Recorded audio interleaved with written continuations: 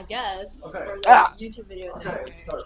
你好 Bro! I got policy. Wait, is this I still a... have like a point of using like that would be something that like 2 freshman years. Oh, you should put it in the presentation. I should have. It's so sad. I forgot to. Ready? Start. 你好 everyone. We're gonna be doing the Zhongwen Chinese language review. Do any of you guys speak Chinese? Does anyone speak Chinese? Pop his hand off. Yo, how do you say hi in Chinese? What about... Wait, who else can... Who know?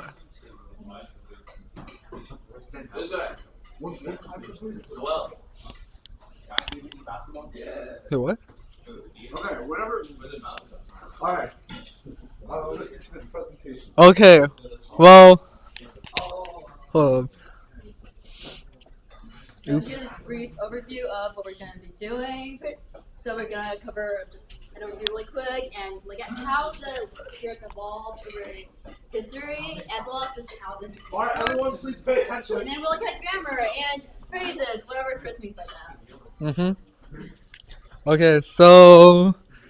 Look at this map, guys. So, we don't really know what Chinese really is because, as Michael said, Chinese is a made-up language. And there is some truth to that, because think about it, there like so many languages in China, we don't know which one is actually Chinese, you know, like if you ask like a random guy who lives here how to say hi in Chinese, they might say something like lei ho or something like that instead of like ni hao, which is they're completely different things.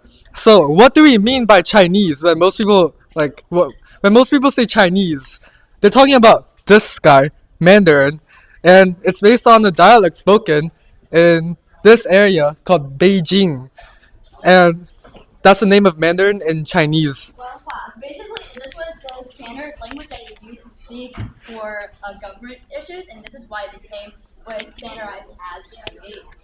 So that's why Mandarin is the language that most people have to learn, even if it is not their first language. They have to learn it for school reasons. It is what they use, like. So when we talk about Chinese, that is why we're mostly talking about Mandarin. Yeah, and also just side note, there are like 13 main other language groups in China. They're all completely separate languages. They're related, but they're basically as different as like Spanish is from Italian. They're pretty different, but they're similar still. Yeah. Okay, so more about the Mandarin language, because that's the main big boy language in China. So it's spoken by more than 1 billion people, which is pretty impressive as a native language too. So also 70% of Chinese people speak it. So yeah, it's also the official language, one of the official languages of the UN, and it's the most studied non-European language. So if you're tired of studying like languages like English, Spanish, or French, you should try studying like Chinese or something. Yeah, I just want to add a bit to this about how 70% of all Chinese speakers speak Mandarin. So that number is continually going up as China is modernizing and becoming more like developed, like because of how education requires a standardized language for the whole country. So there are places in China now where people don't speak their dialects anymore, and a lot of school-age children only know how to speak Mandarin. So I guess that's like we have to consider how we need to balance preserving like dialects and hi Anna. And yeah, how you need to preserve dialects while making sure that there is a unified language that we can call Chinese. Yeah, adding on to what she said, for example, I'm Chinese, but like my parents, their first language was a Minnan dialect, and they were forced to learn Mandarin because the government was like, "Yo, you're part of the People's Republic of China. You must learn the official language." So yeah, now they speak Mandarin. I can only speak Mandarin and English, but yeah. All right, the script. It's a logographic script, and we'll touch on that. Should we? Okay. Do you want to do it or do you want me to do it? Okay, so this is like basically how the Chinese script evolved over the ages. First of all, Chinese is a logographic script, which means that people use images that resembled what they were talking about to describe things in a language, such Everyone, as please pay attention to the presentation. yeah, such as you can see here, like in the first oracle bone language where people carved into bones and all. That's why it's called 甲骨文. People drew this for a sun, this for the moon. You can see that the shape really resembles what the people were talking about by these characters. And this was like used up until pretty much the Shang Dynasty. And then after that, there was a Jingwen, or like it was like all these kind of belong in the greater seal, which refers to all the scripts before it was unified by the Qing. So this was used during the Zhou Dynasty. And the Qing Dynasty unified a lot of different things, and that includes language. So Xiaozhuan was one of the ways that Qing unified language by creating one unified script. This was one of the achievements of Qing Shi Huang that people often talk about. Do you want to add anything? Yeah, the Xiaozhuan, as she said, is also known as the small seal script in English. But yeah. Yeah, okay. And then continuing on, that continues on to change and evolve through Li Shu. This one was more popular during the Han Dynasty, but it started in the Qing Dynasty, it was created by a government worker during the Qing Dynasty, and that's why it's called Li Shu, which means is slave the right word here? Probably not, but yeah, that. Clerical script, I think. Yeah, clerical script. Yeah. And then after that, Kaishu, which is what we usually call, like, which is usually known as, like, traditional characters right now, was popular during the Wei and Jing dynasties, and that is just what it looks like over here. And these two are more for artistic value, and it's kind of just like cursive in English. So it's, Now we have a Japanese person here. His name is Rakido. You know, one interesting fact about this, I don't think the video is gonna record this, but one interesting fact is that Japanese hiragana came from the Chinese graph script. So for example, like Aiwu, the A, it actually came from, you know, those an in anzen, right? It came from the graph script of that character. If you look it up, it's really similar. So yeah. Yeah. So basically, these two don't really have as much historical significance as they do artistic value, because they aren't what's changing the characters anymore. The characters we use are pretty much the same ones as we passed down from the Wei and Jing dynasties. Anything you want to add? Okay, so more on the logographic script, and yeah, so logographic script, basically, you know how in English we have like A, B, C, D, E, F, G, you sound the stuff out and then you just read it and you read it, it's pretty easy. Basically, the thing about logographic script is each block has its own meaning and it has its own pronunciation. You just have to learn every single block one by one, and people think it's hard because you have to memorize like thousands of characters, because most Chinese people know like about 5 to like 8,000 characters. There are like 100,000 of them, so yeah, good luck. Yeah. Also, really quickly, after this, there was the simplification of the characters, which is what most people in mainland China uses right now, simplified characters. So this happened as a part of the Cultural Revolution, where they just tried to make the Chinese language more accessible to the common people and easier to learn. But then traditional characters are still used in Macau, Hong Kong, Taiwan. And you can still see roots from here in languages like Japan, where you just take these characters. Oh. So here is more about the logographic structure. In Chinese, there are a few different ways you can represent characters. This is just like a more it's a less detailed version of it. So basically, there is the single radical where you can just have one character stand on its own, and you can have left and right, up and down, and some other forms of ways to combine radicals in Chinese characters, as you can see here. And the radicals can have different significances. It could either add to the meaning, which basically over here, this radical is miao. It's bird in Chinese, and basically ji, ya, chicken, duck, and goose all have the same radical that means bird, which means that this radical adds to the meaning of the character. Whereas for this character, it adds to the phonetic meaning. So basically, it's pronounced as ba, and in ba, and which means father, and ba, which means bar, and ba, which means to hold or just to do something to something. Like it changes it tells you the pronunciation of the character, even though it doesn't add much to the meaning itself, because as you can see, these three things mean very, very different things.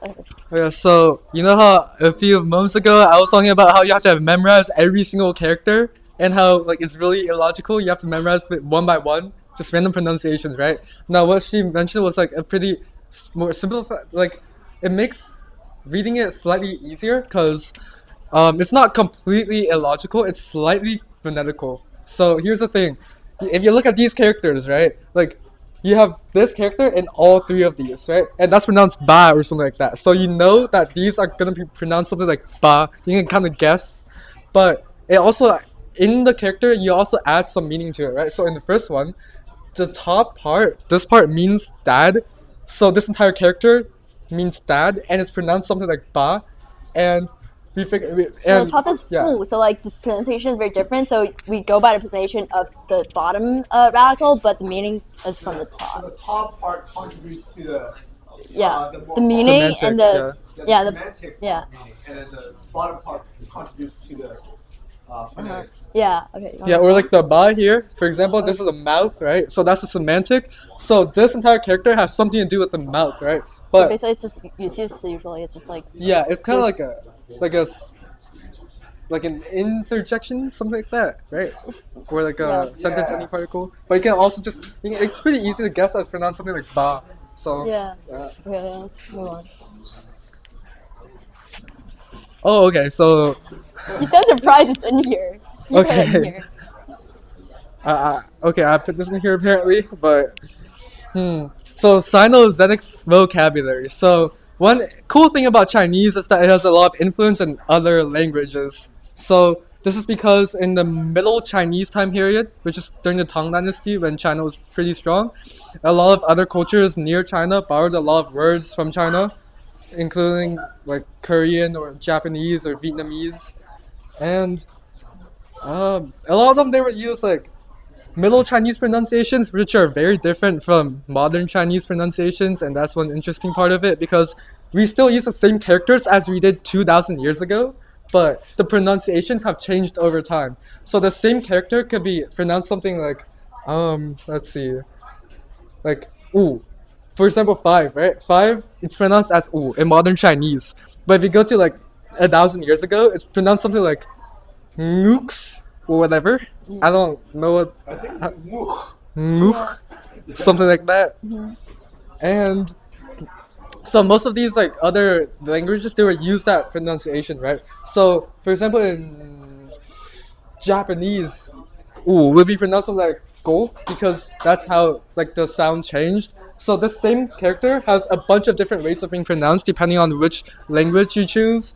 So like Mandarin is ooh, Cantonese, which and other Chinese dialects they have their own pronunciations too, but in Cantonese it would be something like and Vietnamese have something like whatever, or o, and so on. Yeah, quick note. So basically, the Middle Chinese was more influential than modern Chinese because of how in the past, like Chinese foreign policy was more open during the Tang Dynasty. We know there was a lot of trade going on. There was a Silk Road, so Chinese culture was spread a lot more easily. And then during the Ming Dynasty, there was like the closed-door policies. There was all like these different policy changes that led to less spread and exchange of culture, which means that there was like less similarity between current modern Mandarin and these other languages that it has influence. And Cantonese is also more similar to Old Chinese than Mandarin because Mandarin also specifically went through simplification processes for to fit the goal of making the language more accessible. Yeah. So one interesting thing about Mandarin, I've heard some people say that Mandarin is just Old Chinese but messed up because a lot of them came from the north and it was a lot more influenced by like Mongols and stuff. And I heard some people say that Mandarin is basically just Old Chinese but messed up by Mongolians who didn't know how to pronounce Old Chinese. Because Likely, yeah. if you look at this, Yeah. this is pretty darn hard to pronounce, right? Like you have Liuk, like Also- Chinese people, we got too lazy to pronounce the ending, so we just dropped it. We just said Liu. We Yeah. got rid of Something the to K. keep in mind about the Mongols. Remember that the Chinese government, or like it historically wasn't always controlled by the Han Chinese. Like it has been under control of different ethnicities, which is probably why there has been so many changes. Yep. Okay, grammar. So, Chinese grammar is known for being really easy. So most people think Chinese is hard, but no, it's super easy. It's basically English, but way easier. And why are you shaking your head? You, Charles?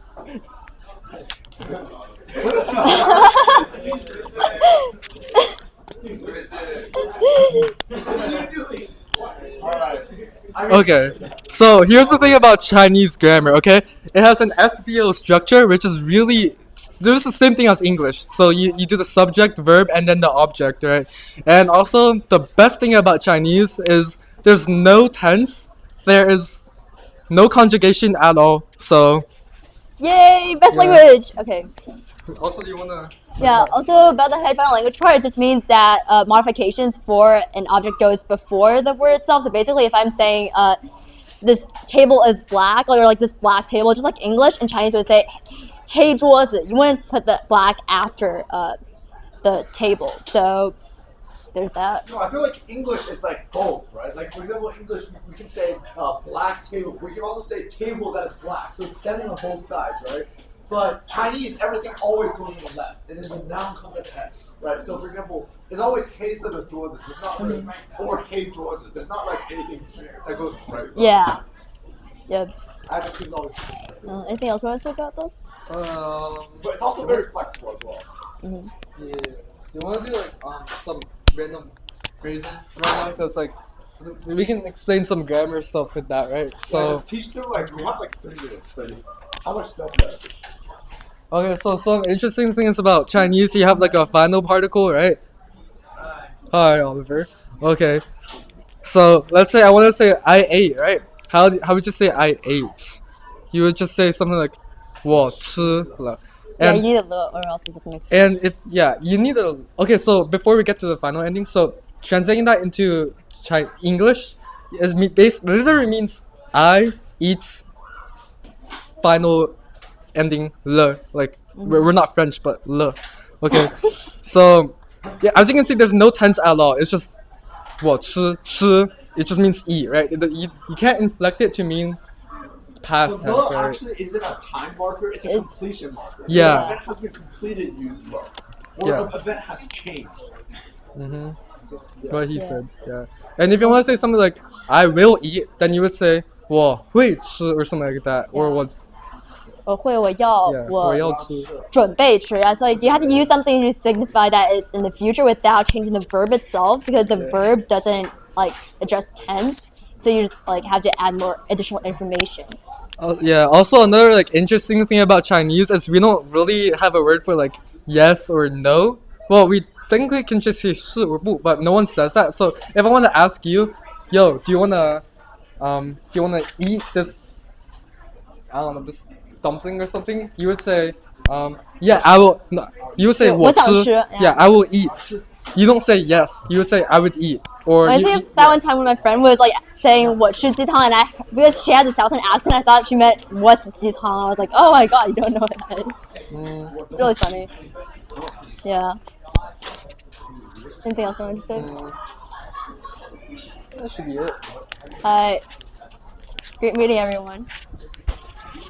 Oh, staying. Yeah. Yes, yeah means thank you in Chinese. Okay, would Yes, anyone yeah. like to know? Would anyone like to know how to say a few phrases in Chinese? I can teach you. Go ahead. How do I say? I have too much stuff to do. I have too much stuff to do. 有太多事情做了, right? And so, as you're analyzing that structure, right, 我有太多事情做了. So, I have 太多 is like too much, too many actually. And then 事情 is like a event or like to do. So, 做了. So, and also 了 is like the event marker. So it's not necessarily in the past tense. 太多事情做了. Any other? Yeah, go ahead. I love that. 我喜欢那个. Hey, don't say that. Oh, I can do it. 我喜欢他. Oh yeah, go ahead, Rahito. Like, how you say like, oh, that person's just really tall. That person is really 那个人很高. Yeah, it means very tall, means tall. Like, Yeah. not really something Oh yeah, Rahito, when are you gonna do a Japanese pronunciation? I mean presentation. What time? What? next week. We can do Mr. Wallace, do you mind if we do a presentation next week as well? He was doing it for sure, right? Yeah. Okay. Even if there might not be boba next week, I still hope everyone shows up. Obviously, I hope that's not the only reason you show up, but yeah. Thank you everyone for attending this meeting. We'll do like another presentation next week. So, yeah. All right. 好的，谢谢大家。Like and subscribe.